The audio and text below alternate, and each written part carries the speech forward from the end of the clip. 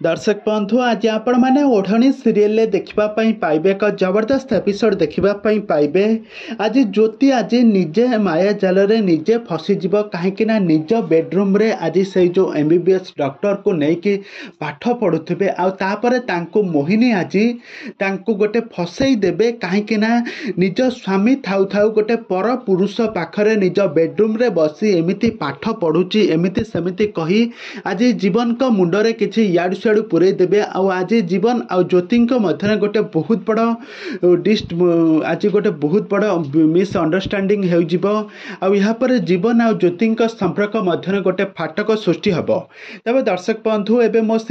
तबे दर्शक बंधु आज आपण मैंने ओढ़णी सीरियल देखा पाइबे एक जबरदस्त एपिसोड देखा पाइबे गोटे बहुत बड़ ट्विस्ट देखा पाइबे। आज जितेबले से डॉक्टर जितेबले आउ ज्योति जितेबले पाठ पढ़ापी जितेबले डाइनिंग रूम रे बसथिबे ठीक सेतिकी बेले सेपट्रे कौन करना मोहिनी कौन करना ग्राइंडर को बहुत जोर स्पीड भाव ग्राइंडिंग करुपर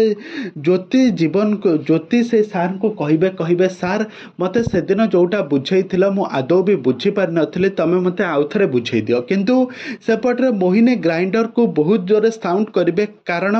कहीं से तांको पुओ जीवन को मारी देइछि बोली सब बेले मोहिनी भाबुथिबे किंतु मोहिनी को किंतु पवन को से ही मानसी मारिछि किंतु मोहिनी सब बेले भाबुथिबे ज्योति ही पवन को मारिछि बोली एमिति सब बेले प्रतिशोध नेबा पई गोटे पर गोटे षड्यंत्र करी ज्योति को ए घर बाहर करबा पई षड्यंत्र करथिबे। ठीक एतिकी बेले आज कोन हेबो ना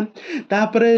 जाई कि मानसी जेते तापरे ज्योति जेते बेले जाई कि कहबो जेजे कहबो मां तमे टिके पत्थर बाटुछ ना कोन एते जोर साउंड होउछि आ तमे कोन करूछ एमिति पढ़ कले मु केमिति पाठ पढ़ी तापर ज्योति तापर मोहिनी कहब तू तो बेडरूम को पला सेठी पाठ पढ़ू तापर से कहब सार चल आमे आम बेडरूम रे बसिक पाठ पढ़ा ज्योति आउ से जो MBBS डॉक्टर जनक जो टीचर जनक जाइए बेडरूम रे पाठ पढ़ुवे मोहिनी एपटे गोटे बहुत बड़ षड्यंत्र कर सारी कहब देख गोटे पर पुरुष सहित बेडरूम रे रही पाठ पढ़ा सहित आउ कौन कौन करुच्ची एमती किसी बहुत किसी कथा आज समस्त सामने आज मिछ सत जोटिकी कहपर जीवन आ ज्योति मध्य संपर्क मध्य बहुत बड़ फाटक सृष्टि कर मोहिनी। तेज दर्शक बंधु एवं ओढ़णी सीरियल कहानी रे आग को कौन आसवाई जाऊँगी नुआ ट्विस्ट कौन आसब नुआ परिवर्तन ए संपर्क में सबकि जानापी हेले आपण मैंने आम चैनल सहित जोड़ी हुई आम चैनल को सब्सक्राइब कर पाखर बेल आइकन को दबाई दिंतु।